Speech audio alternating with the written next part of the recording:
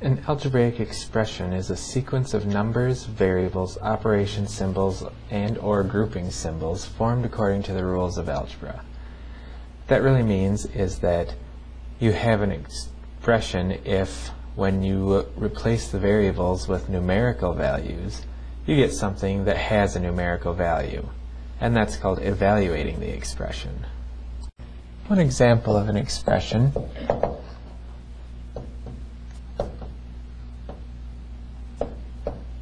(55 times t). It has number and it has a variable. And if I were to replace the variable with a number, for example, if I let t equal 2, then 55t becomes 55 times 2, 110. It gets a numerical value. 55t could actually be used to represent the distance you travel when you're driving 55 miles per hour on the highway, t hours.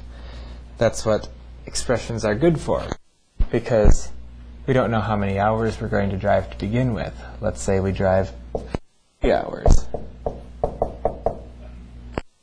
Then we'll get a new value when we evaluate our expression.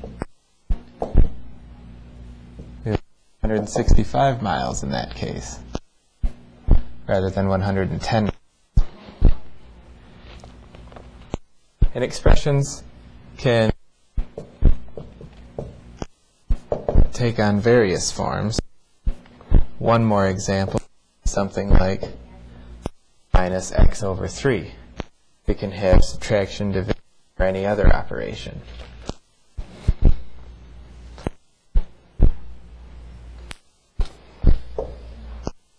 One thing cannot have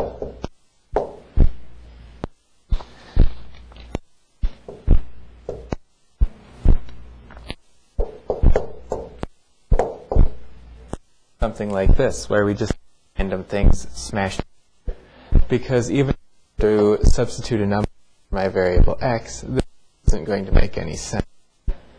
For example, if I say let x 1, it becomes 1 plus division. It doesn't make any sense. We do not get a numerical value. Another non-example would be 3 times x equals 6. This is not an expression. Well, what if I put in a number for x? Well, it depends on what number it is. I put in x equals 1. I'll get 3 times 1, 6. 3 equals 6, which is a statement. If I put in 2 for x, then I'll get 2 times 2 equals 6, or 6 equals 6, which is a true statement. Okay, but not a numerical value. I'll get a numerical value for 3x. 3 is an expression. If I put in a 1, I get 3. If I put in a 2, 6, and so 3x equals is not an expression, it is an equation.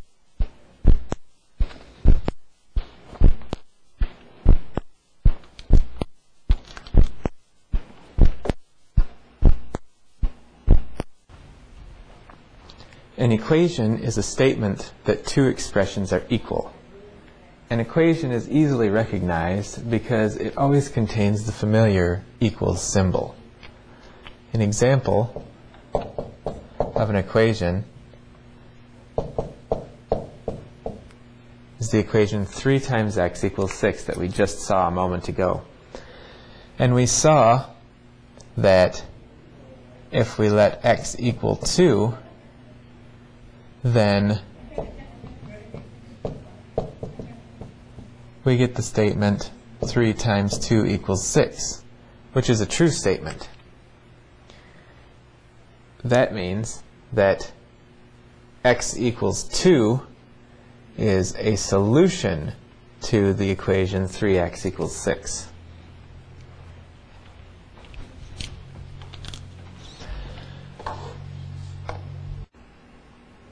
The solution of an equation is a value of the variable in an equation that makes the equation a true statement.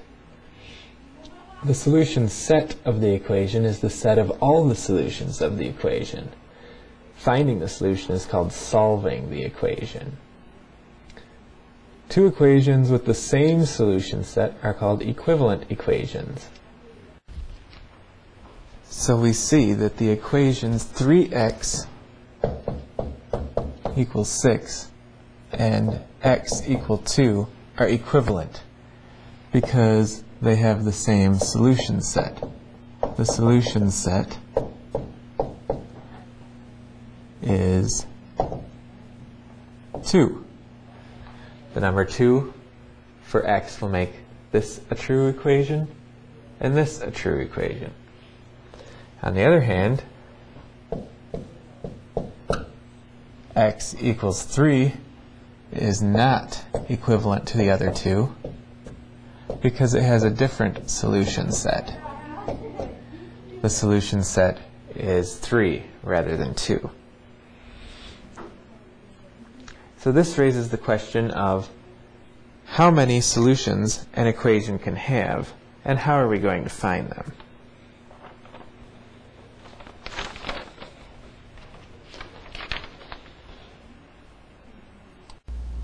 A linear equation in one variable is an equation with one variable in which the exponent on the variable is 1 wherever it appears. Such an equation is always equivalent to the one of the form ax plus b equals c, where a, b, and c are just real numbers, and a cannot be 0. An example of a linear equation would be 3x plus 6 equals 4. It satisfies the format that we just saw. Constant times x plus a constant equals a constant. Notice that the variable x does not have a higher exponent than 1. Another example is negative 8x equals 7. Notice that we're not adding anything, but that's okay because that's the same as if we were adding 0. It still has the form that we saw before. In fact, even x equals 0 is a linear equation. It's being multiplied by the constant 1, we're adding 0, and our constant on the other side of the equation equals 0. Some examples of equations that are not linear equations in one variable. One example, 2 plus 3 equals 5. This doesn't even have a variable, so it cannot be a linear equation in one variable. Another example, y equals 3x plus 1. This one now has 2 variables, and we will see examples of this in later sections, but this is not an example of a linear equation in one variable.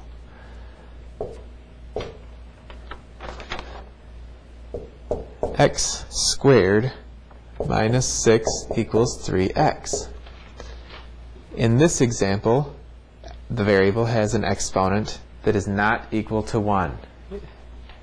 So it is not linear. One more non-example. 1 over x equals 4. It may appear that the exponent on the variable x is a 1, but in fact, since it cannot be written in the form ax plus b equals c, it cannot be a linear equation. You see, x in this standard form of a linear equation in one variable would occur in the numerator of a fraction, whereas this x occurs in the denominator of a fraction. And in fact, this is equivalent to having an exponent of -1. That's not important to know right now. All you need to know is that when the x is in the denominator, it cannot be a linear equation. So now we have an idea of what a linear equation in one variable looks like.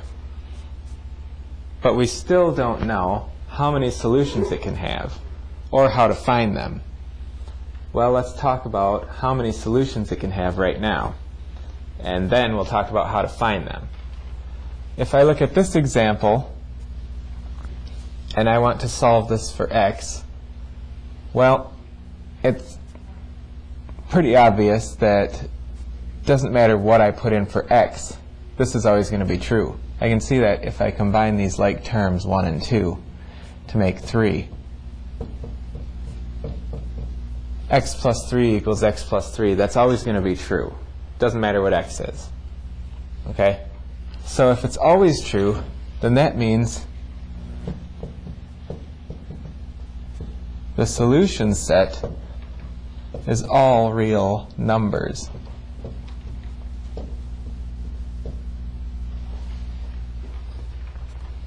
Okay?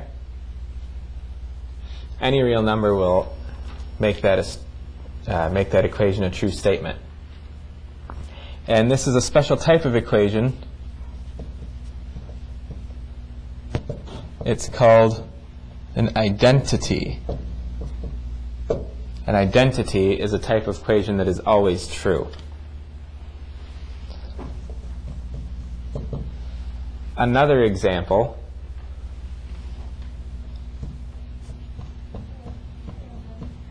let's say we have the equation x equals x plus 3. There's no value for x that will ever make this true, because a number can never be equal to 3 more than itself. Therefore, since no number can make this true, the solution set is nothing. It's the empty set. The empty set. And we have a few different ways of denoting this. We can use our set braces to show everything in here is contained in the solution set while there's nothing contained in it. It's the empty set. Or another notation is a circle with a slash through it. This is a symbol accepted in mathematics that means the empty set. It is not the same as 0. There is a third type. This second type of equation is called a contradiction. It's a contradiction because it can never be true. We've already seen an example of an equation that has exactly one solution, the equation 3 times x equals 6. Okay? The solution set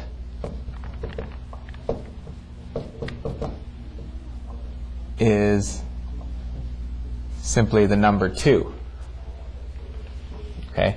This type of equation, a linear equation that has exactly one solution, is called a conditional equation. It's called conditional because it is only true under the right conditions. And the condition is when x has the right value to make it true. In the case of linear equations, these are the only 3 possibilities. We can have 0 solutions, 1 solution, or an infinite number of solutions. Contradiction, conditional equation, identity. Empty set, one number, all real numbers.